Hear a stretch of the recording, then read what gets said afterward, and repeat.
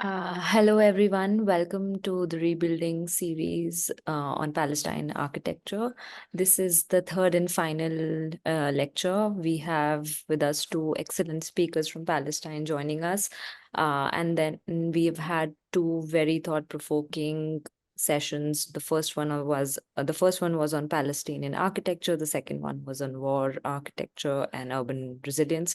And I'm very happy to be moderating this session. I'm Bhavna Germany. I'm an urban practitioner and writer from India. This series is hosted in partnership with the Royal Danish Academy and the Engineers Association of Palestine Jerusalem Center and the Birzeit University. Before I asked Nathalie Musin from Royal Danish Academy to talk a bit about this series and why we are doing it, I would like to tell you all about some of the protocols. You have the Q&A button through which you can ask questions to our presenters anytime. However, because of time constraints, we will take all the questions at the end.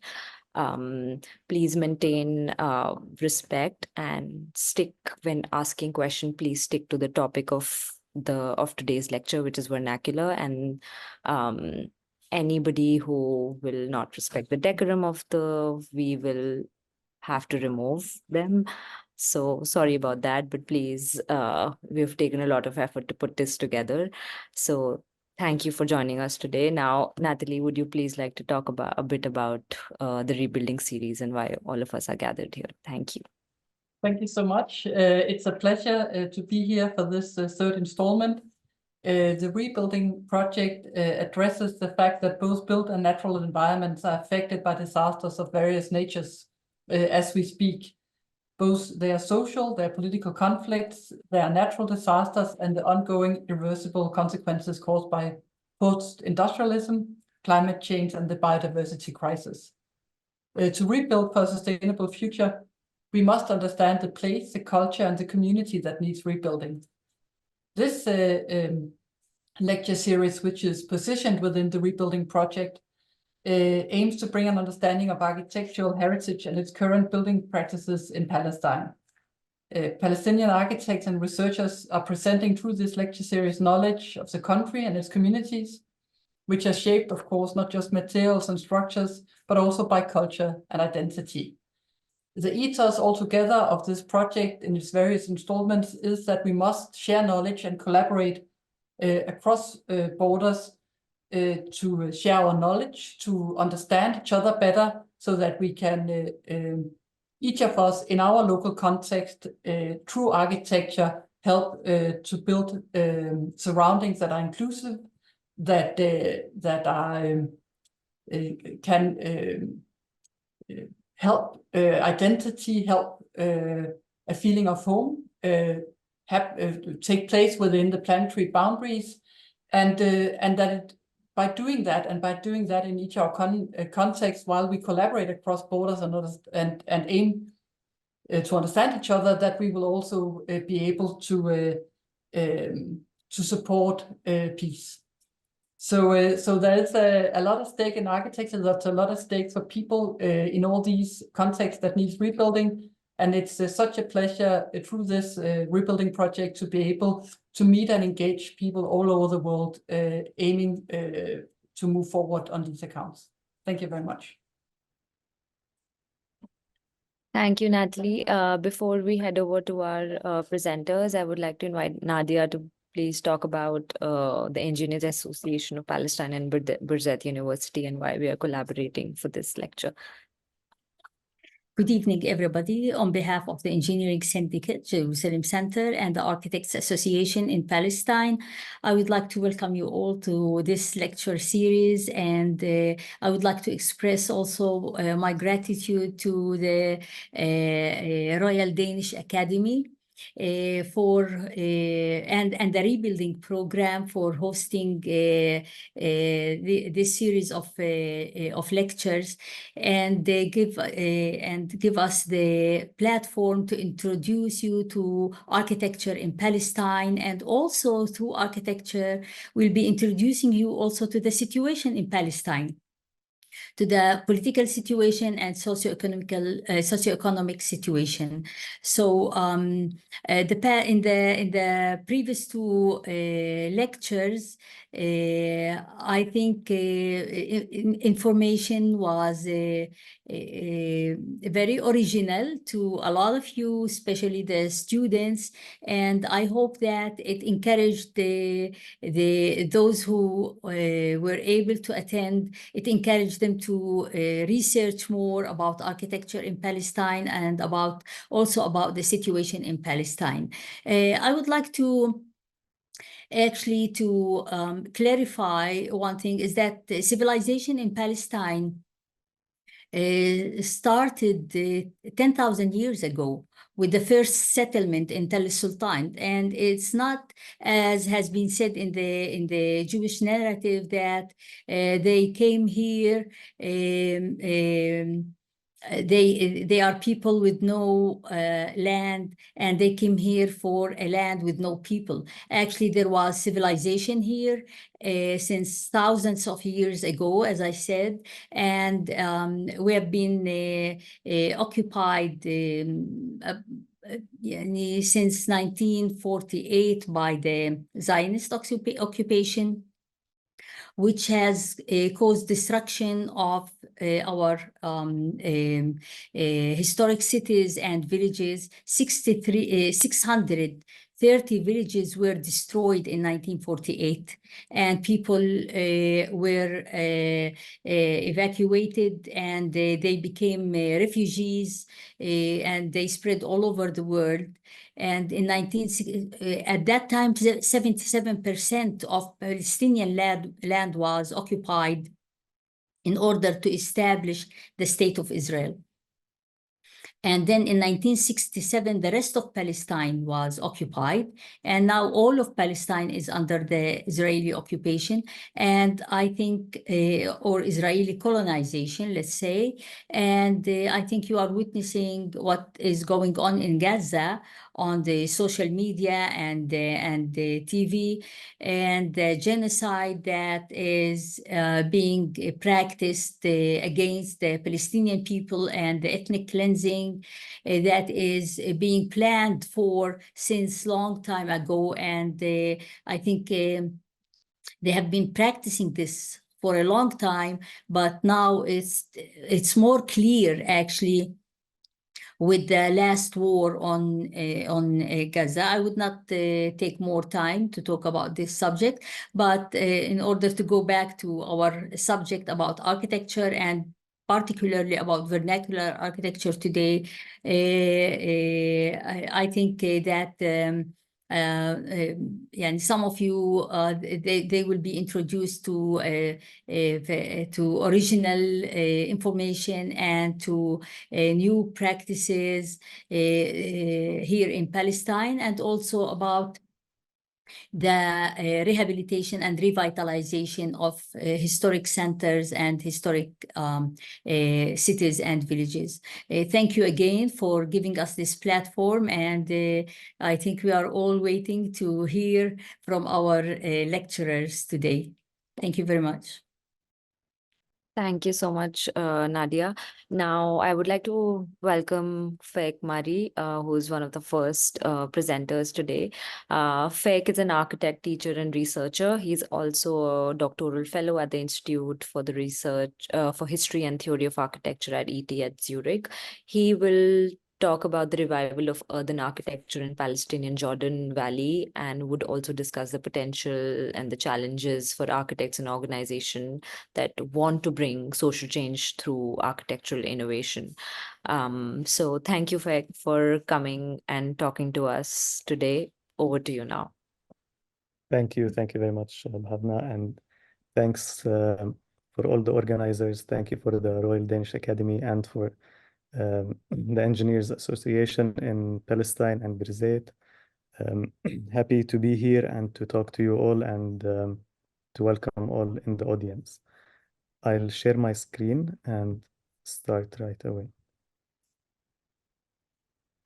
So this presentation is titled "A Modern Vernacular, a Visionary Traditional building techniques in Palestine's Jordan Valley between the conditions of the present and attempts at change. And in reality, next to the genocide in Gaza that's happening now, any other topic of discussion really pales. This paper was not prepared in response to the current condition that Palestine lives in, but some points it addresses do intersect with the moment we find ourselves in. The presentation talks about the revival of mud brick or earthen architecture more generally in the Jordan Valley of Palestine as an attempt at the revival of Palestinian life and livelihood in an area that has suffered and still does ethnic cleansing and systematic destruction as a corollary to Zionist settlement. The connection to Gaza really is more direct still between the topic today or the case that I'm studying here and the revival of mud brick in the Jordan Valley, which benefited from Gazan expertise that was developed in response to the siege and the regular wars of destruction that Israel has waged on it in the past years. So it is my hope that this presentation will shed light on the Palestinian condition and to help us think about our role and potential therein as architects, both Palestinians and allies. So mud brick and earthen architecture is a historically prevalent building material in the Jordan Valley of Palestine and in the greater Bilad al-Sham. However, during the past century, the material all but disappeared from usage. In the past decades, a number of initiatives by architects and non-architects sought to revive the building technique. With a focus on the Jordan Valley, these initiatives' concerns ranged from the ecological to housing security and national sovereignty. The paper traces these attempts and takes stock of their achievements. It argues that ultimately, these initiatives proposed solutions that did not really meet the essential concerns of the Jordan Valley population, such as cost. They also could not challenge the structural hindrances, such as dominant labor relations, preconceptions of earthen architecture, and so on. And therefore, revived mud brick could not formulate a challenge to the concrete vernacular. However, the attempts opened a window of exploration which showed potential for growth, partially because they blurred the line between architect and non-architect, between the profession and community work. If mud brick is to be revived in the Jordan Valley, a more serious understanding of this concrete vernacular is needed, including the conditions which made it into such. In this endeavor, architects and institutions have much to learn from construction beyond the profession. So let's talk about the Jordan Valley. It's a stretch of land of 105 kilometers along both shores of the River Jordan, between Lake Tabariya Tiberias in the north and the Dead Sea in the south. The valley is a depression that falls 1,200 to 1,700 meters lower than the hills on its both sides, and it has the lowest elevation on Earth, reaching 400 meters below sea level. Due to the valley's hot climate and its abundant water resources, it has been a site of agriculture since 8000 BCE. The northernmost part of the Jordan Valley was occupied in 1948 along with other parts of Palestine as Zionist ethnic cleansing of the Palestinian population created an influx of refugees into the rest of the valley. In 1967, with the Six-Day War, Israel captured the remainder of the Jordan Valley, which now falls in the area that is called the West Bank. It expelled the majority of its population and subsequently commenced erecting settlements. It confiscated land and resources and channeled them towards those agricultural settlements, a pattern that grows to this day. Those Palestinians remaining in the Jordan Valley lived in the city of Jericho and its refugee camps, or in small herding and agricultural communities spread around in the valley. And those communities face strict Israeli control over their land and resources and discriminatory planning laws that prohibit their villages and communities from expansion. As a result, the majority of them have now become wage laborers in Israeli settlements, working under vastly compromised conditions. So earthen construction has been attested to in this area in the Jordan Valley since the pre-pottery Neolithic period. Mud brick has been produced in standardized form since the 6th millennia BC and continued to be a major construction element in the later prehistoric and historic periods. Prior to the advent of modern building techniques in the 20th century, earthen construction was a prevalent building technique for houses in the Mediterranean coast and in the Jordan Valley in Palestine. And writing in 1933, Palestinian physician and historian Tawfiq Kan'an describes, in the Mediterranean plain and in the Jordan Depression, where stone is relatively scarce and difficult to transport, clay bricks were and still used. Clay houses are cheaper and easier to build, but they are very frail and cannot long resist the action of the weather. Now, Kanaan was not an architect, and his assessment of those structures might not be very accurate, but this gives us an idea of what these structures were, and if we read his material, he has a much more detailed description. But between the time of Kanaan's writing, we said in 1933, and today, cement has overtaken all other building materials in Palestine. But in the villages of the Jordan Valley, mud brick houses similar to the humblest of those described by Kanaan were common up to the turn of the 21st century, and some such structures are still used, as we can see here. Now, in the early 2000s, a number of attempts arose to revive earthen construction in the Jordan Valley. And now we'll be talking a little bit about each, what their goals were and how they arrived at earthen constructions, and then we will discuss what they achieved and what they failed to achieve and what can be learned from that. So first we have the Jordan Valley Solidarity Campaign, which is a network of community groups from the Jordan Valley and international supporters that were founded in 2003. The Jordan Valley Solidarity Campaign, or JVS, works to protect Palestinian existence and the unique environment of the Jordan Valley by building international support and supporting communities on the ground. This is a quote from their website. One focus of the Jordan Valley Solidarity Campaign involves the construction and rehabilitation of buildings and infrastructure for Jordan Valley communities, especially those threatened by Israeli demolition orders. Now, the JVS adopted earthen construction around the year 2006. And for them, they adopted it for its ecological sustainability and thermal performance. It's also its aesthetic qualities. But more importantly, the JVS sees the revival of this traditional material as a component of the cultural struggle of the indigenous Palestinian population against Israeli colonization. For them, earthen construction's labor intensity allows them to mobilize local communities and to involve international volunteers directly, creating long-lasting bonds to establish facts on the ground despite Israeli threats. And given the threat of demolition that the Jordan Valley generally faces under Israeli occupation, the ease with which earthen construction structures can be recycled is another crucial advantage for the Jordan Valley Solidarity Campaign. On the other hand, they highlight its aesthetic appeal to tourists and the local population as a point that could draw attention to the Jordan Valley.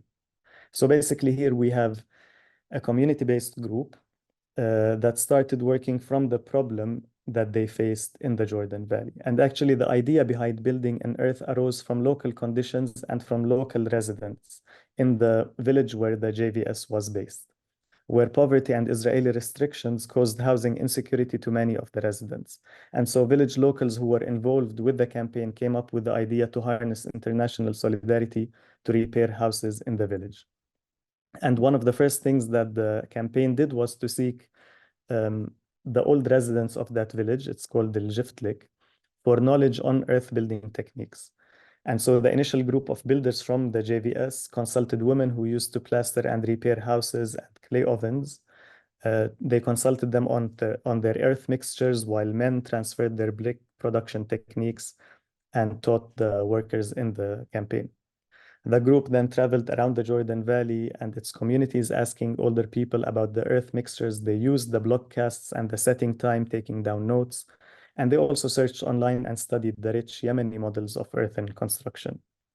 And ever since 2007, they have constructed numerous structures in mud brick across the Jordan Valley, such as schools, houses, community centers. And with each project, they experimented with local knowledge and developed their techniques, exchanging knowledge with others who came to attempt mud brick construction. And so, for example, in 2010, the campaign built a model demonstrating their concepts behind earthen construction to the Palestinian Authority and UNESCO. And in the following year, they cooperated and exchanged knowledge with UNESCO on the latter's own project in the Jordan Valley. But also the campaign's main mud brick expert later took on projects on his own, building weekend homes for upper middle class Palestinians and smaller projects such as Jordan Valley restaurants and so on. And this leads us to the second proponent of earthen construction in the Jordan Valley, which is the UNESCO. Reviving earthen architecture in the Jordan Valley, as it was called, was a project by UNESCO's Palestine office that ran between 2011 and 2013. The UNESCO project formally started as a response to a call for proposals issued by the UN Human Security Trust Fund in collaboration with UN Women, the FAO, and UNRWA. In their proposal, the UNESCO team conceived earthen construction as a lever to development, lying at the intersection of the mandates of the different bodies issuing the call.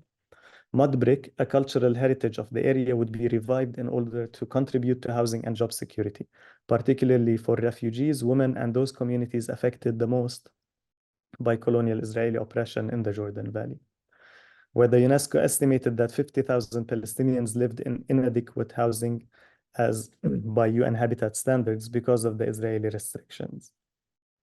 And we have mentioned briefly these restrictions. To talk a little bit in more detail, the Jordan Valley, the stretch of land that we mentioned at the beginning, is almost all under the designation of Area C.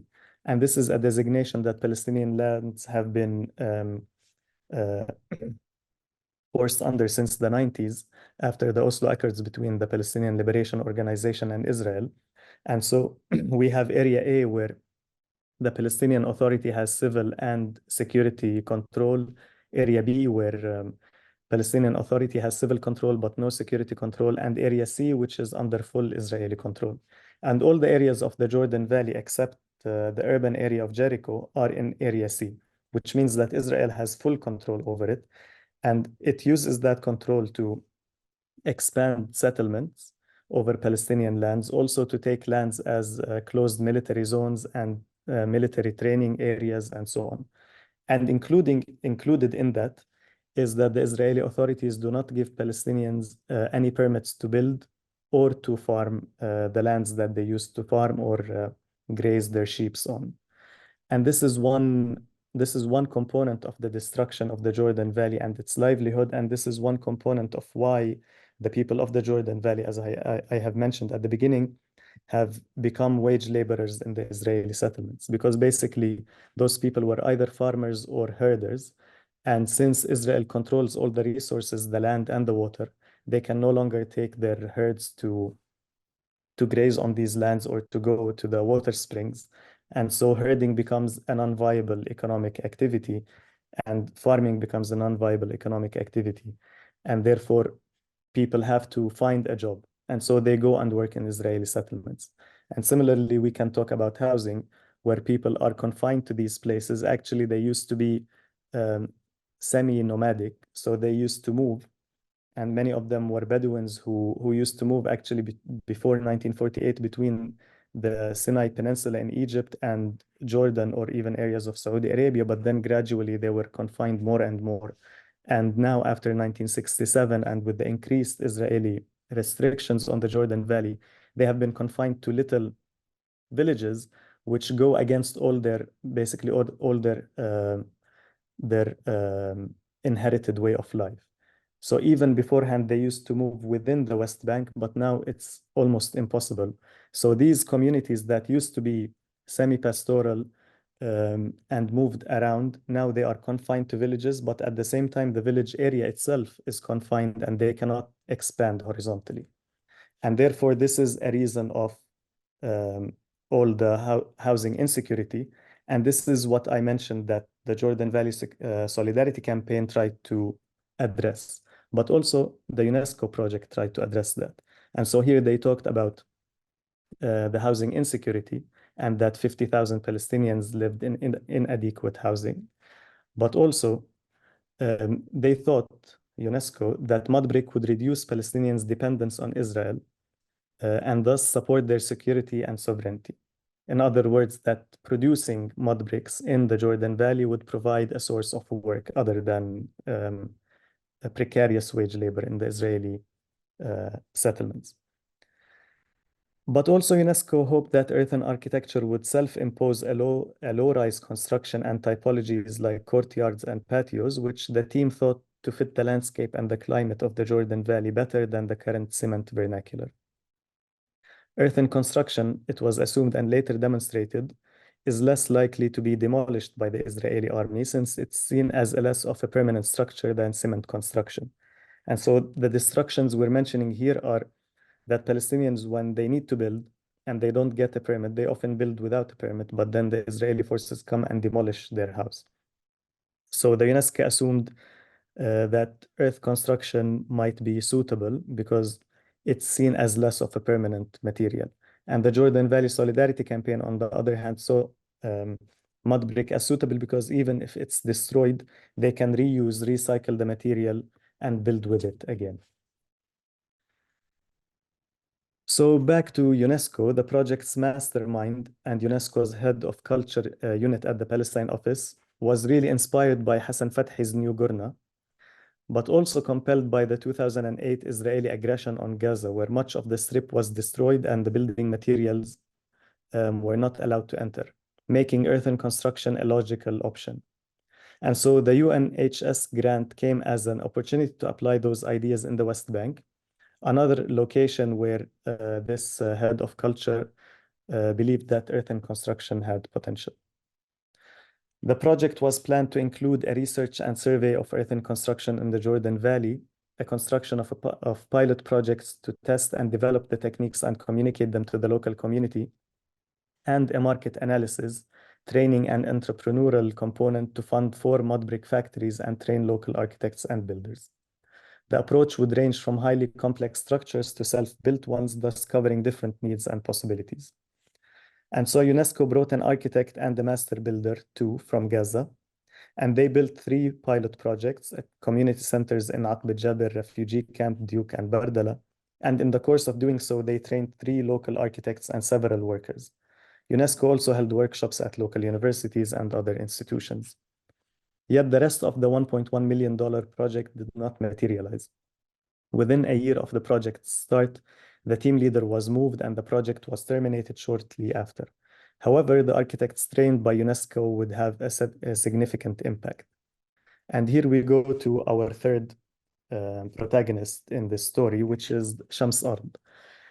Shams Ard was an architectural practice that ran between the years 2012 and 2017. It sought to forge a model of an alternative architectural practice and described itself as, quote, working for environmental and social responsibility, merging good design with sustainable building practices, end of quote. 2 of the founders had trained with UNESCO, and a third who studied earthen construction in the US. And so they took earthen construction as their starting point for this sustainable building practice. For Shams Ard, earthen construction was a local alternative to a concrete vernacular that depends on imported material, reduces Palestinian sovereignty, harms the environment, and suffers from subpar installation and climatic performance. And here you see the image on the poster for today's event, which is taken by Shams Ard and for one of their projects. And so in Shams Ard's 5 year of operation, they constructed 5 earth buildings for NGOs and local institutions. And they were in fact highly reliant on NGOs. So Dana, one of their architects, believed that earthen construction fit the NGO outlook well. It is photogenic, could evoke an attractive rhetoric, and appears innovative, thus helping NGOs secure funding for their projects.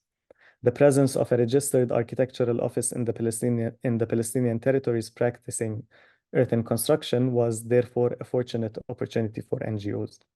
But yet, the challenges that Shams Ard faced were immense, and after 5 years, the office eventually closed its doors. Their goal was unrealistic, their head concludes, to create an alternative to a cheap building material that is mass-produced, that requires little skill, and that is very popular, all while remaining competitive in the market, was impossible. And here she's comparing mud brick to concrete. So, okay, let's try to analyze really what happened with those different projects. So while Shams Ard closed and the UNESCO project did not continue, the push towards the revival of earthen construction in the Jordan Valley in the past decades was actually significant. Between the 3 parties mentioned here, 29 structures were built, while other actors had their own constructions compelled by what they saw among those 3 actors.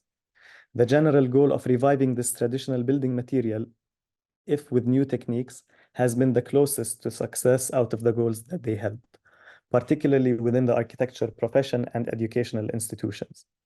Prior to this push, earthen construction was a local construction method practiced by those beyond the architectural profession in remote and marginalized communities.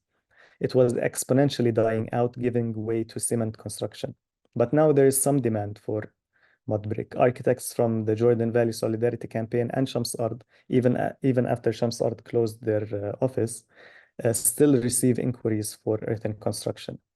The Jordan Valley Solidarity Campaign is working on an agritourism proposal that they applied to Oxfam, which would involve a number of mud brick structures, and intend to continue using mud brick in their future. And in general, there's greater awareness of the material among architects, and especially at local universities where students often consider it as a possible building material. But on the other hand, the other aims sought by the proponents of earthen construction did not really materialize. A mud brick industry has not been founded, not even a workshop, not even for the Jordan Valley Solidarity Campaign, which is the only one of the three that is still in operation today. And so job security was not really enhanced as the UNESCO hoped for. As for housing security, it is limited really to the houses donated by the Jordan Valley Solidarity Campaign, which remain numbered. And so this narrow adoption also meant that the environmental and national sovereignty goals were not reached. And extrapolating from the current trend, it seems that NGO projects and maybe upper middle class houses could be the ones that could grow most if those conditions continue.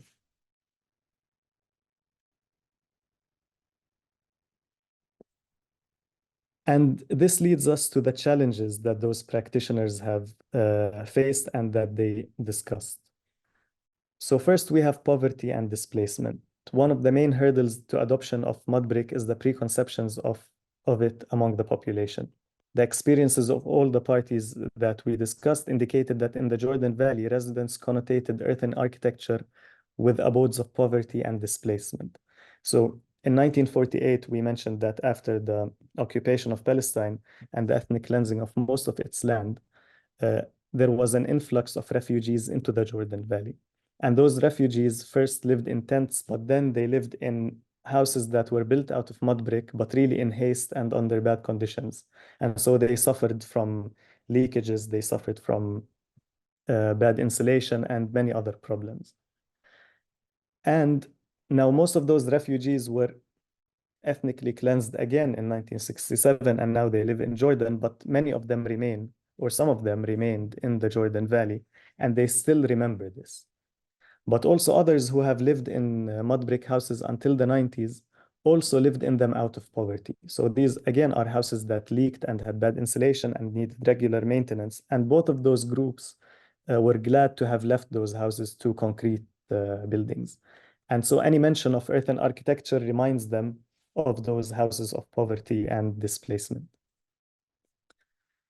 Next, we talk about space efficiency. Earthen construction, as it was practiced in most of the models discussed now in this presentation, used thick walls, 60 to 80 centimeters.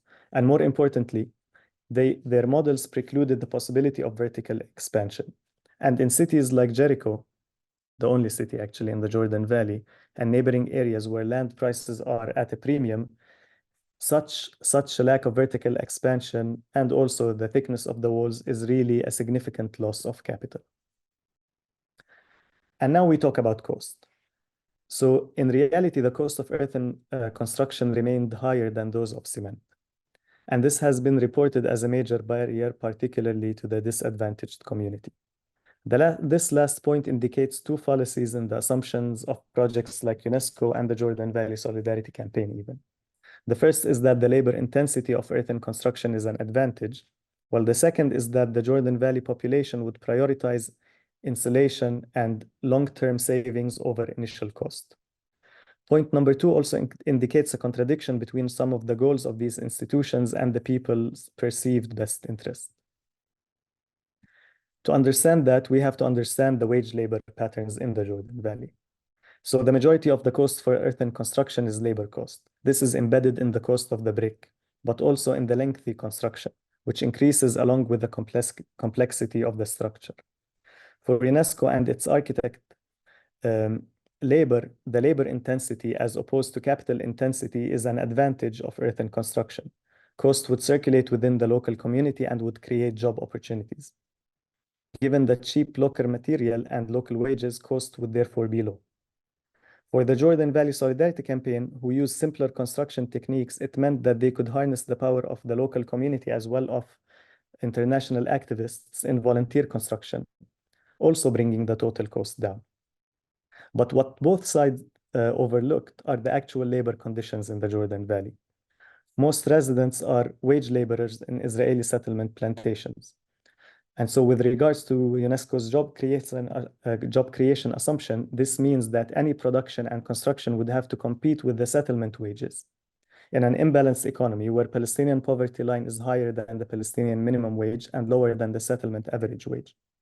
So basically what I'm saying is that if you want to even create a factory for mud brick, you have to pay people their wages.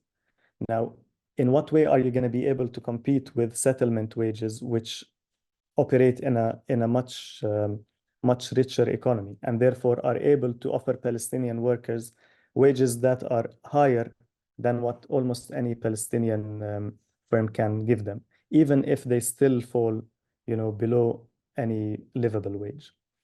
So here it becomes an issue of competition.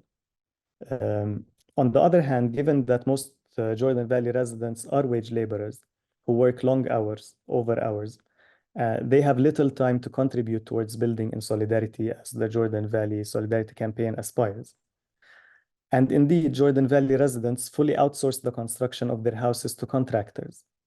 And they often object to earthen construction for its perceived regular maintenance needs.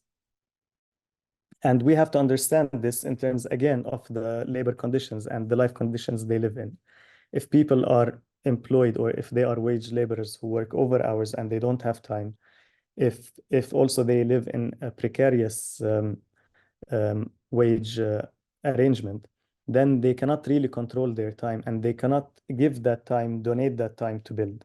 And so it makes sense that even the poorer ones, and even when they want to build a small construction, they actually employ they employ contractors.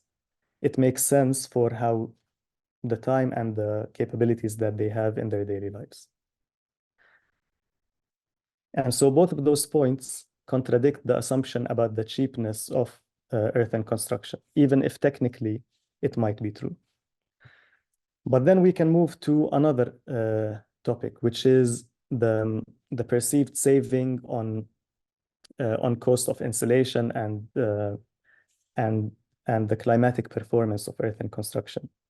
So this was held as a main point and a main advantage by all parties involved in the push towards earthen construction in the last decade, both the Jordan Valley and UNESCO, and also Shams Ard, who see that the high initial cost of mud brick construction would be offset by the long-term energy cost reduction. But in reality, most areas in the Jordan Valley now live under a peculiar condition where residents do not pay for electricity consumption. And so these communities, which are otherwise some of the most disadvantaged, rely heavily on air conditioning. And if you go to the Jordan Valley, you can sometimes see a tent or even people living in a repurposed greenhouse. So living really in a plastic shed, but they have an AC unit and it cools down this shed. And this is because they do not pay for electricity. And so a major assumption in favor of earthen construction by our proponents here contradicts ground conditions. Other points that were held by UNESCO, such as the advantages of mud brick construction, contradicted individual residents' best interest under current market conditions, such as limitations on vertical expansion, as we mentioned. Now, the UNESCO team was aware at least of some of these structural limitations and ultimately believed that the full realization of their project needed governmental intervention in the forms of subsidies or regulations. But under the political reality of the Jordan Valley and the Palestinian Authority's neoliberal orientation, let alone its lack of real sovereignty over the Jordan Valley, neither of these governmental interventions was likely. Furthermore, the Palestinian Authority, via the Palestine Investment Fund, had recently invested $300 million for establishing a cement factory in the West Bank. So it would not be in its best interest to compete with that. So in conclusion, we can see that most concerns carried by the visionaries spearheading the revival of earthen construction were not ones prioritized by the users, such as national sovereignty and more so ecological concerns. On the other hand, their concern for cost reduction was predicated on inaccurate assumptions. Therefore, under the current conditions, the poorly insulated cement vernacular with AC units remains the most attractive to the disadvantaged Jordan Valley communities and to the mass of the population in the Jordan Valley more generally. A radical shift in the political situation in the Jordan Valley, which could include a change to this free electricity situation, could change this. And this is something that is likely. And so until now, earthen construction remains suitable to the JVS with their solidarity model, and also to certain strata of upper middle class Palestinians as well as NGOs, and it has the potential to grow. But if earthen construction is to spread, its proponents need to better understand and learn from the contemporary cement vernacular and the conditions which made it into such a popular material: initial cost, labor arrangements, aesthetics, and so on. They could potentially push the envelope, challenging aesthetic taste, challenging dominant labor relations, convincing of long-term savings, working towards the solidarity model of construction. But these should not be relied on because these are changes that need significant effort. However, the experimentation that I talked about in the last decade showed great potential. And the aforementioned political shift in the Jordan Valley is really a possibility. The conditions that we now live in can change in a second, as the current war in Gaza really shows. And so this gives those past attempts great importance despite the current conditions being unfavorable. The experiences of the Jordan Valley Solidarity Campaign is highly valuable in demonstrating solidarity models of building and strong relations to the local community. And this was its strength. So basically, when the UNESCO, which was an externally funded model, really ceased because the funding stopped, and when Shams Ard, which was an office, could not continue because the building cost was high and there was not enough work that commissioned for it, the Jordan Valley Solidarity Campaign was able to continue. And it was really able to continue because it relied on itself as its own client, because it was building the houses for the people, and it was based on or in the Jordan Valley and from its local residents. Now, at the same time, they did rely, and they still rely greatly on foreign and NGO funding, and this is one of their, let's say, one of the disadvantages of their model, or one of the weaknesses. But still, if we focus and enhance and develop the solidarity model that they built on, but basically tune it to the ground conditions in the Jordan Valley, it is something that has great potential. And this kind of volunteer work is a practice that has a long history in Palestinian life and Palestinian political organization specifically. Now, not so much in architecture, but this is something that architecture and the Jordan Valley Solidarity Campaign can learn from. Now, at the same time, the technical quality achieved by architects from Shams Ard and those who worked with the UNESCO points to the value of expertise and capacities within the profession itself. So if the Jordan Valley Solidarity Campaign was able to continue, their models, as experimental and as developed as they are, still suffered some disadvantages that made them not so attractive to the local population. And so the only people who adopted their mud brick construction were ones who were basically granted the houses, but not ones who chose themselves to take or to build in earth construction. And this was partially a result that their model did not really treat the aesthetic and insulation and prejudices that people had against earthen construction. And this is something that the technical quality achieved by Shams Ard or the UNESCO architects could really ameliorate. Now, at the same time, non-architects, contractors, and master builders, who are largely the producers of the contemporary vernacular in Palestine and the Jordan Valley, are one important party to think about in all of this. Their role corresponds to the immediate demands of the people and the basic possibilities and constraints of reality, I argue, or at least the dominant perceptions of those. And I think that there lies great potential. One of the reasons of the recent development of earth and construction is this blurring of boundaries between architect and non-architect in the work with mud brick. The unfamiliarity with the technique and its lack of regulation placed architects and non-architects on somewhat of an equal footing and encouraged collaboration. Furthermore, the volunteer and community work model of the JVS allowed it to sustain its operation for a longer period and to build where other residents could not afford it. And another reason is indeed the low cost of the material, which allowed students, architects, and masons to experiment with it by volunteering their labor. And so another facet of the strength or potential in what we saw in those experiments in the last 1 or 2 decades is this merging between the architect and the non-architect. And so this is something that can be developed. Fek, I'm sorry to interrupt you, but can you wrap up in 1 minute? Yes, because I am we only wrapping have 40 minutes left for the Sorry. webinar. Thank you. So in sum, the experimentation with earth and construction in the Jordan Valley in the past 10 years and the potential and limitations it manifested point to the importance of construction that is deeply rooted in the community, organized and controlled by this community, and based on its needs and wishes, even when challenging them in visionary ways, where technical skills from within the architecture profession mix with those of local experts, craftsmen, workers, and organizers. And so for future experimentation with earth and construction to succeed, and for a better architecture overall, rebuilding in Palestine or elsewhere, these are experiences and lessons that we need to learn from. Thank you.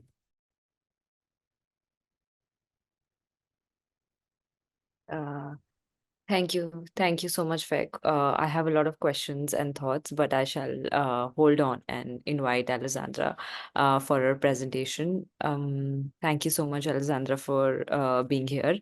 Alessandra is a researcher and architect. Sorry.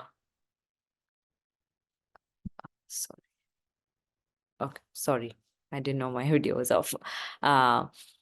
Alessandra is a researcher and architect, head and co-founder of the Yala project, an interdisciplinary research based on socio-spatial development operating in Nablus, Palestine. Today, she will talk about in-war urban revitalization through the experience of the Yala project. She's also a lecturer at Birzeit University, who's one of the partners for this rebuilding series on Palestinian architecture. Thank you again, and over to you, Alessandra. Just to be you can take like 20-25 minutes, and then we'll come back at maybe 6:15 for the final discussion. Thank you so much, and sorry for being a stickler for time. No, it's fine. This is your job. So thank you, Bhavna, and thank you everyone for being here. I will start just sharing my screen. Okay, and I hope that everyone can see that. Just 1 sec. Okay, so hopefully you will just let me know if something is not working with the screen. So I have this very let's say complicated duty of closing up and be the last one in this very exciting series. And so I will try to close this 6 lectures, 3 sessions journey with our experience in Nablus with the Yala project. So you will see in my presentation that I will pick up several points that were just presented and mentioned by Fayek.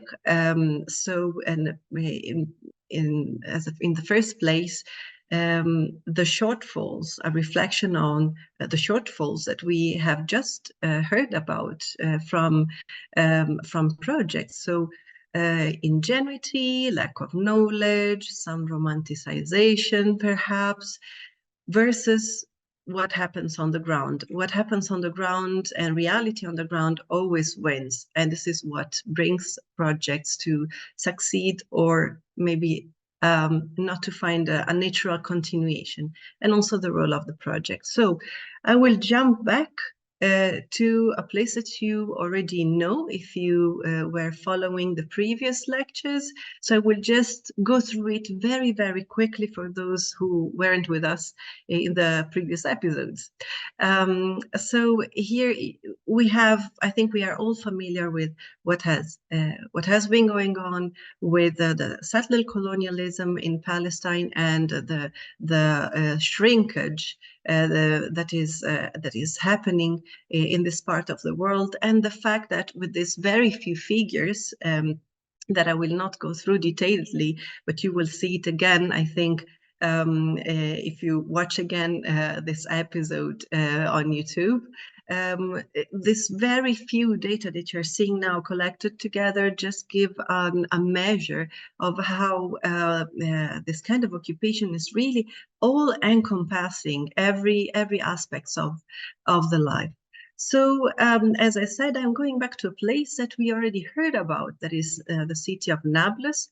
So again, I just refreshed the memory of where Nablus is in the world and how the city looks like. So it's one of the main urban centers in the West Bank, and also one of the most ancient and prominent urban bodies, I would say, in the entire Levant.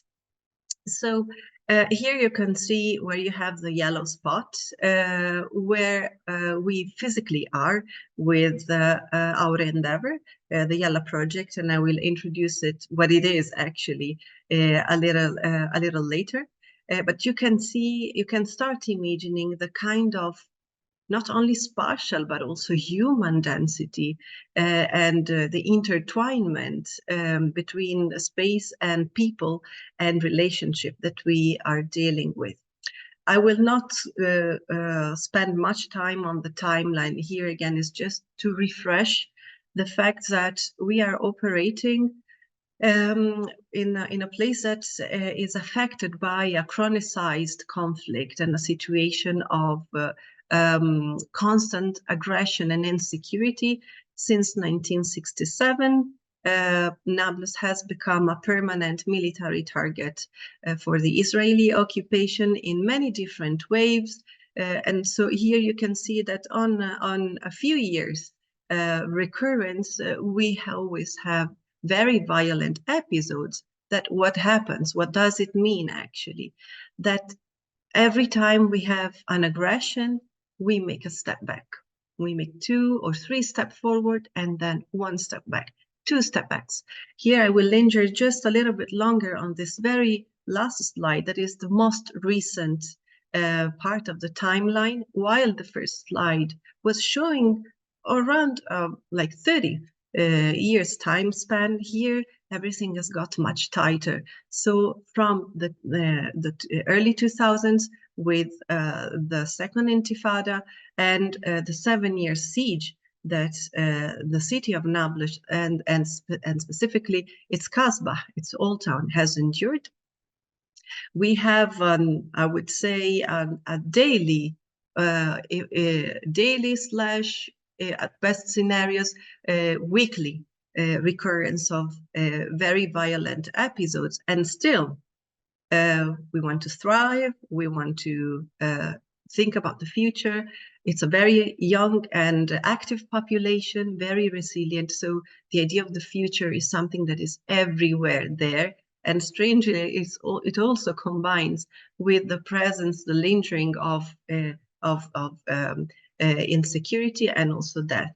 And here you can see in the very last 2 years, year and a half, we really are enduring a peak of violence that started in 2021 with the current Israeli administration coming to power. We could really feel the difference. And now with the current war in Gaza. So the herbicide that you heard about when you heard from the last session with Nurhan Abushdi and Abed Kitana, this is not the past. It's still very much present. And here you can see only 4 shots of which the kind of herbicide that we are that we are enduring and the kind of scenarios that we are witnessing here right now.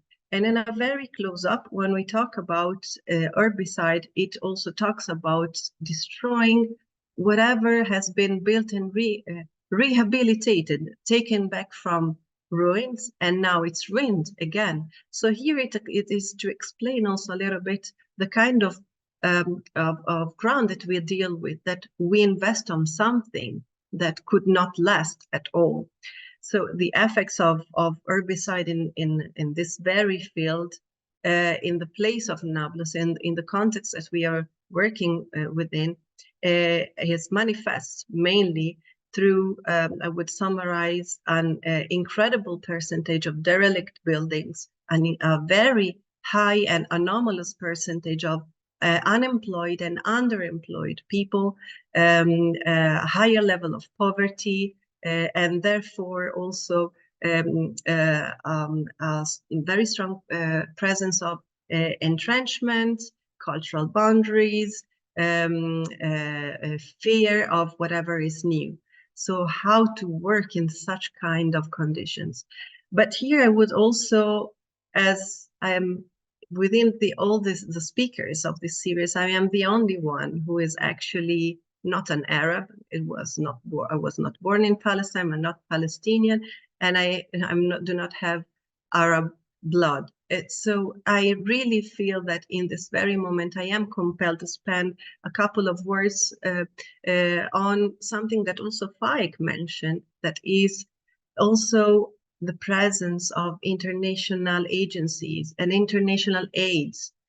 In a context like Palestine, we are surrounded by plenty of international projects, cooperation, initiatives. So here you can just imagine that Palestine is roughly 1/3 of the land of Denmark, and we have 440 registered NGOs in this site. So it's really, really a lot. And here I would like to just very quickly refer to below, when he highlighted the fact that the presence, the flooding of international presence and aids, that is all, we should assume, comes with the very best intentions, has also a backlash that, while contributing to stabilizing a context, willingly or accidentally, aids also can support new colonial goals. Amongst those, 3 main issues: supporting concentrated forms of power. So this demolishes the idea of democracy that we as internationals advocate to. So it's not really consistent. We also are facing an internationalized state building, which means that the local self-determination is influenced very heavily by the presence of foreign. Okay, imagine that in Denmark, we have Italians deciding how you have to develop your state, your city, your neighborhood. And also, and very importantly, the disruption of indigenous dynamics, the development of the local trajectory in a natural way. And this very much encompasses the space, and also what happens with society and the microeconomics. So we have, I would say, 6 main fields of problems that we tackle, and that we as Yalla, it took us more than 5 years to reflect upon before deciding to putting ourselves in the field. We have, on one hand, the monetary issues with an uneven distribution of funding, and also, very importantly, an aid dependency, expecting that someone is coming to fix your things with someone else's money. So also you have, you wait for the help, but also you become dependent on it, and you stop imagining how to act. A prioritization of foreign methodologies, undermining local initiatives in the sense that local agendas are shaped somewhere else. And this international, let's say, supremacy translates also in the way the terms, the techniques, the way of doing, the way of working, the papers, the administrative itinerary of every project is done. That is not shaped locally and often really doesn't work with the local context. And finally, something that also Faik was mentioning, that is the timeline, that being output focused, after 5 years, you have to wrap up and deliver a report and it's done. You do not really care about the follow-up. You cannot. So a question, is it possible to find an alternative way, a different way from the one we have just seen, for example, in the Jordan Valley, to make it work, to make it sustainable, all around sustainable, independent, fair to the site, and relevant also to other contexts?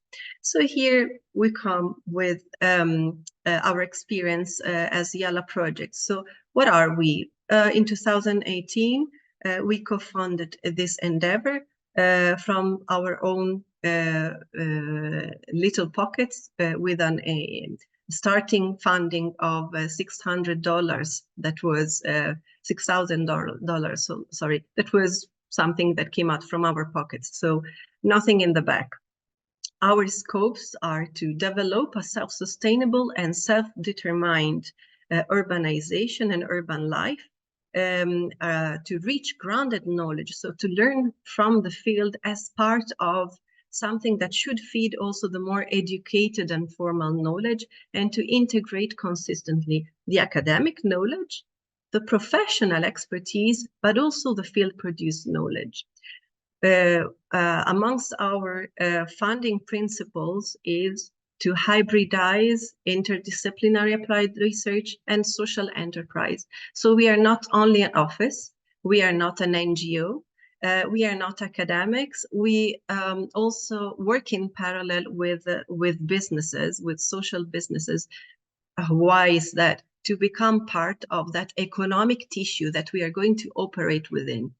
Okay, so four main, let's say, leading ideas are to work as a network. So we do not own anything, and we never work as a solo. Not even in small projects. We have what we could call a counter approach rather than a desk approach. So here it is why you see a picture of a counter of a coffee shop. You will understand it better later. So to encourage an horizontal exchange rather than coming to the expert expecting that he makes a plan and that it makes it work. It's a collective responsibility to make this job. We work through an urban living lab paradigm to have a continuous feedback, and we are process focused rather than an outcome focused. So we are not very much concerned about the final, so wrapping up and cut the ribbon. Our projects will continue living and will continue changing after we activated them. Finally, we have an interdisciplinary approach that consistently looks at the different scales of the living spaces where communities and people live, and how these also mirror our role as people within the community. So the Nablus Kasbah is our project zero, I would say. It all starts with a vision. This quote, this sentence summarizes how things were when we started. Nablus, Old Town, is an urban guerrilla location, marginalized and entrenched. And we had another idea, another vision that was not only ours. It took us so much time to listen to the field. What we wanted all was a safe space, vibrant and welcoming. How to do that, actually? We needed to have a clear long-run objectives and short-run tactical action to be always ready to reroute, because as I said, we are in a context that on a daily basis could destroy everything that we did. So when I said that we combine a think tank and social enterprise in this scheme, I explain it a little bit better. We divided our environment, although there is always an osmosis between the two, between the think tank, that is a research and design environment that is officeless nevertheless, and social enterprises that we have chosen in terms of what we do, so to have the opportunity to meet and continuously work with the highest variety of people in the field, not only locals, but also people from other neighbors, from other parts of Palestine, and also tourists, because we also have the international presence we want to hear from. Okay, so this is a scheme that explains our idea of working incrementally. So as the risk is very high, pockets are very light, we start with the idea of incrementality. So we take the risk one step after another, and then when we consolidate, we through also our social businesses, we are able to reintroduce our outcomes and our income to upgrade further. So we need time to consolidate our outcomes. We work as a collective, as I said. So we join forces with the local community, with our neighbors, with the workers that help us with renovations. We intend to catalyze the project. So I would say that we design a very little, but we listen a lot and we catalyze the response, and then we try to embed it and translate it into a tentative layout, a tentative outcome, and then we listen to the response from the field. And as I said, through this counter approach, we work as peers, and we work hands-on every day. This is why we definitely need to work within our social businesses, to be seen also as part, not only to be seen, to be there as part of the community, to be known by the local community as someone who's doing actually something there, who has real interest, not someone that is going to fix a problem and then go away. So within the vision, we had spatially talking these two routes, the blue and the yellow one, that didn't exist when we started. We chose these two spaces to rehabilitate just because we saw that there was a potential to activate these two flows of locals and of tourists from different parts of the world, from Palestine and from within. And we always worked combining spatial levels and social levels. We cannot really separate the two, okay? Understanding the local mindset and community, it means for us that time is everything. We need to take all our sweet time. So because we are running a social business, we also have all the time we need, and also many different ears, many different eyes helping us understanding the place, getting to know with each other, understanding eventually the local geography of people, communities, formal, informal, and very importantly, the characters that we deal with, and key persons that we could work with. Something that in international projects we really rarely find. And it's one of the reasons why we find often many shortcomings. And afterwards, we try to spatialize the role of everyone according to the scale where we are operating. When we decide and we decided initially how to work and what to do, which kind of projects, what design, what colors, what the flower pots, we spent and we still spend a lot of time in understanding from the field what is remembered, what is imagined, what is fictional, but is something that is fancied, what has remained, and what is hoped for. So here in this picture, you can see a mix of something that is fictional, that is one of the most popular movie series in the Levant, Bab el-Hara, a picture from a house in Damascus that very much resembles houses in Nablus, something that has remained a gate, a beautiful ancient gate in Nablus. And in practice, from those inspirations and moods, we prepared spaces able to welcome practices and stay open to practices. Those spaces that we have created are designed through what we call a micro design that uses local, low-tech, recycled and upcycled in a massive way. Something that is very well known in the place, but maybe never used in that way. Something that was about to be thrown away. Literally, the lighting that you have seen, the piece of wood, is 200 years old, and we found it in the rubbish outside our house. And how to re-edit the space with small assets, something that is affordable from any family in our neighborhood. Soft architecture is also another tool that we use. We keep reshuffling whatever is mobile and see what happens.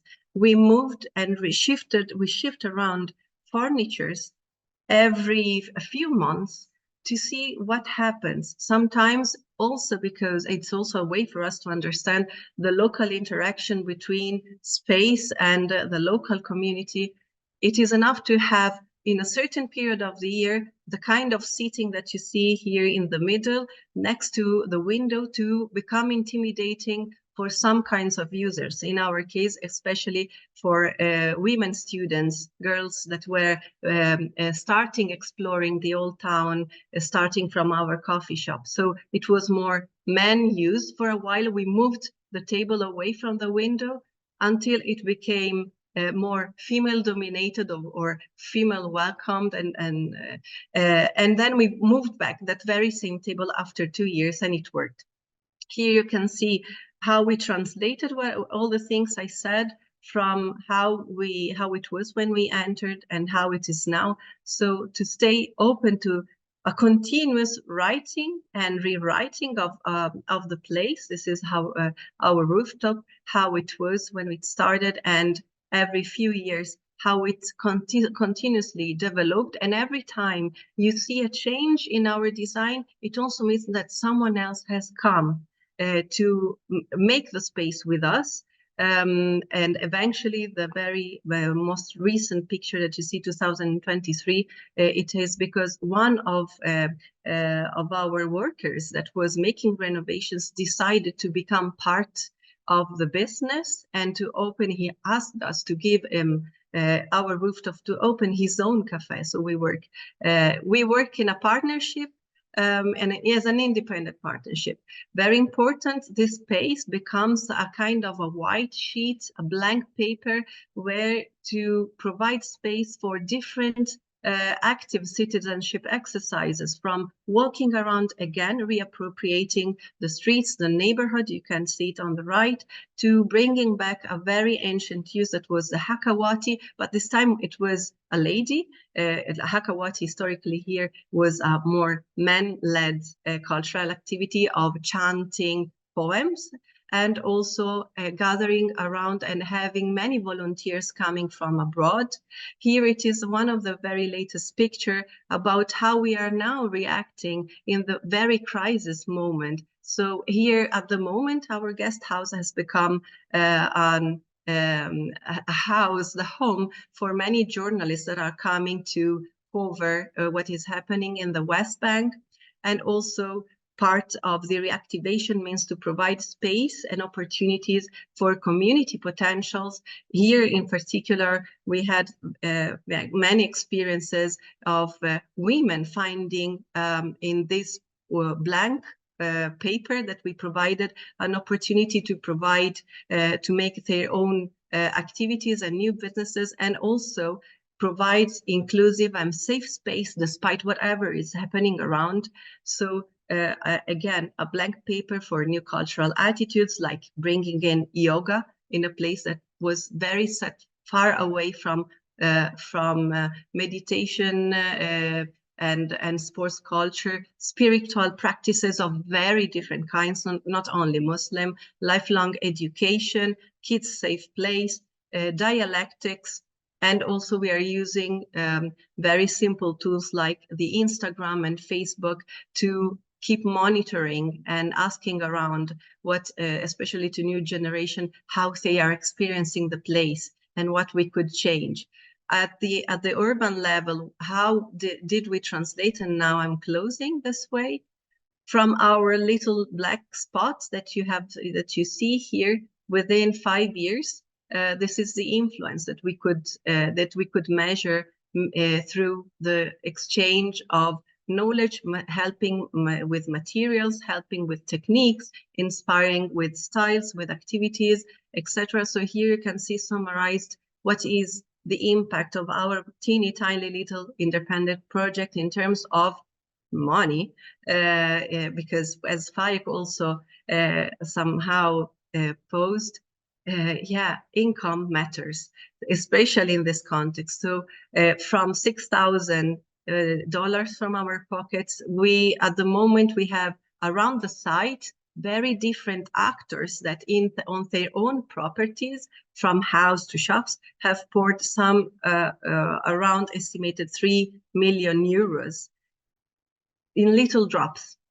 spread all around, and many new businesses, women-led businesses,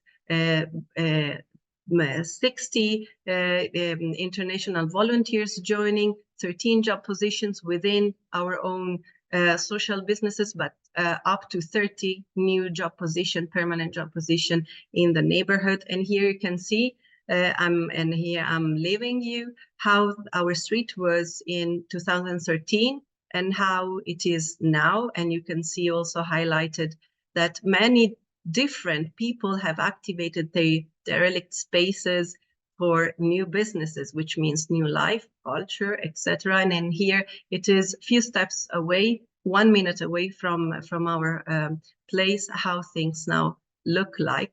Was it all beautiful? Is it a fairy tale? No, it's full of complications that I'm summarizing here very briefly, that we have undergone because we do not have a label. We underwent and we undergo always a continuous scrutiny and surveillance from everyone. But at the same time, we, being part of the local destiny, could see also the mobilization of the local community to defend our businesses, to shelter us, to keep us informed if there was any sort of threat for us.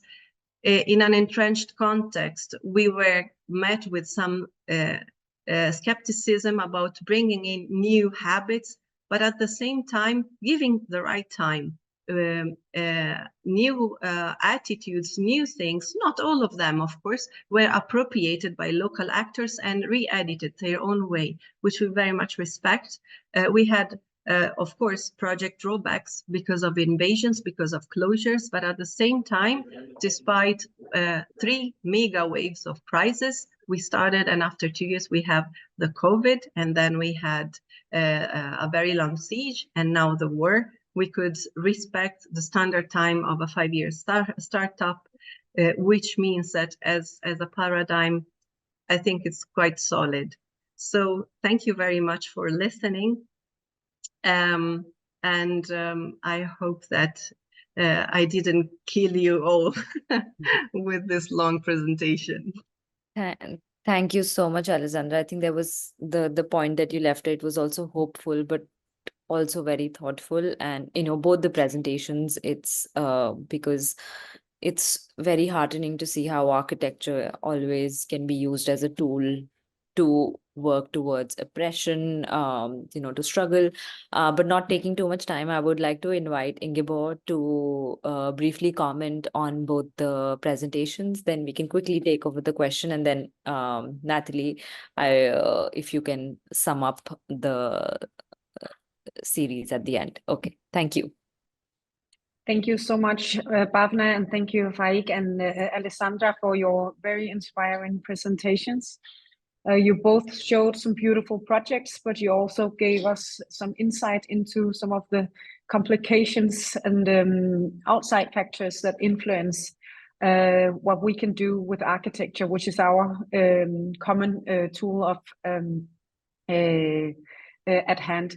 So I just wanted to let you both know, and also let our audience know, especially maybe some of the students joining from our academy, that I think both of your presentations kind of embody some of the core qualities in the rebuilding project that we have in common now, since we have been doing this series. So Faik, you told us about the importance of working with non-architects, about having both the profession and the community, about locally anchored projects, and about how to work with the local skills, craftsmanship, and have this local anchoring of the work that we do, so that if we invite people from outside to come join us in developing our built environments, that we do not lose this development, but we keep growing it ourselves in the communities that we are working in. And I think you as well, Alessandra, touched upon some of the stuff familiar to the rebuilding project as well, the importance of having peers as our collaborators, of having partnerships, maybe instead of having people coming from outside and support the work that we do, maybe working in collaborative partnerships, equal partnerships, such as the ones that we try to find outside our own realms when we work in this rebuilding project. So I think both your presentations, but also the series as a whole, are really inspiring for us when we proceed developing the educations and the work that we are doing locally in Denmark. Of course, there are skills that we have in our local architecture community, but there are also some that we are lacking, and some that we are in need of from outside. And we are learning so much from presentations such as this, teaching us more about how to work with other professions than architecture, how to work with communities that we are engaging in, and how to work internationally when we rebuild and when we redesign the communities that we are working in. So thank you both so much for this. I just want to recommend to some of our audience that we also have presentations on the YouTube channel, for instance, from Yasmin Lari, who's been a part of the rebuilding project as well, speaking also about how to engage international NGOs or international architects in some of the work that she's doing, without it being a charity, but being a mutual development process. And I think that's really inspirational in a context such as this as well. So that would be my comments. And again, thank you so much for sharing. I think your presentation summed up the series really well, and they fit very beautifully with the ones that we've seen both last Wednesday and the first initial Wednesday as well. So thank you both so much, and I'll pass the word back to you, Bhavna. Thank you, Ingeborg, and thank you talking about Yasmin Lari, because what I felt during both the presentation was that, you know, the challenges that you talked about, though they're uniquely Palestinian, but there is also something global about, like, what, you know, practitioners like me who are working in India and, like, you know, in Denmark, and there is so much that we can learn from each other, you know, through platform like, you know, ours. Sorry to being advertising our rebuilding project, but I think this is exactly what why we've created this rebuilding thing, is so that people can come together and talk about and learn from each other. And final remarks, I would like to invite Natalie. Could you please sum up the presentation today and, you know, tie this whole series up? Thank you so much, and thank you to, I mean, we're very close to the time, and I'm sorry that we didn't manage actually to take the question from the Q&A. I hope we will continue those conversations in many ways, so that can happen in another format. Thank you so much to all the speakers, to the excellent speakers today, and the speakers from the two previous installments. I think what have already been said is so beautiful that I just maybe would like all of us to leave this session with a few key things in mind. to engage in, like you did, Farid, in a strong analysis of why the thing you might think are right cannot necessarily happen. And as you said, Alessandra, to be careful not to disrupt indigenous dynamics or the space for the people that that a project is there to serve.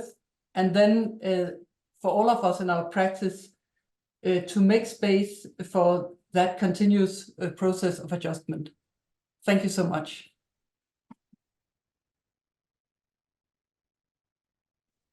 Thank you so much, Natalie, Ingeborg, Fek, Adam. Double thanks to Adam, who put together and helped us with all the technical and technical issues. Thank you so much, Nadia, for collaborating with us and connecting us to these amazing speakers who otherwise you wouldn't have had the chance to find, and Alessandra for leaving us on such a hopeful note, because hope is something that we really need right now. And thank you for everybody, all the participants who are joining us from all over the world. We hope to see you soon in maybe another format, in another place, online or offline. And that's it. Thank you for being with us today. Take care and have a good rest of the evening.